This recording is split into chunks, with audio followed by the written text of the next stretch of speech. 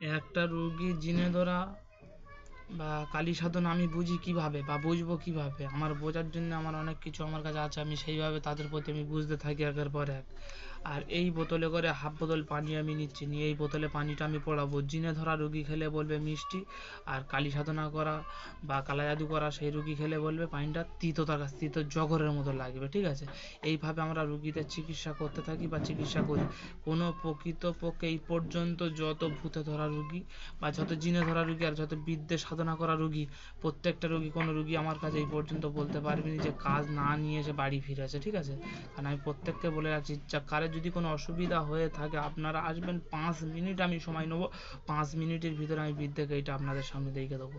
আমার নাম্বারে যোগাযোগ করবেন 8145971556। আমি কথা দিচ্ছি আপনাদের সামনে কাজ না হওয়া পর্যন্ত আমি রুগীর কাছে আটানা নেবো না, তবে আমার যেরকম আমি টাকা নেবো সেই পরিমাণে লোকের কাজ করে আমি দেখে দেবো। ঠিক আছে, আপনারা একের পর এক আসুন, আমি কথা দিচ্ছি জবান থেকে, আপনাদের বাড়ি চালা থেকে দর্পণ থেকে আয়না দর্পণ বা গামছা মাপা বা দড়িতে মাপা প্রত্যেকটা জিনিস আমি করে দেখাবো আপনাদের একের পর এক।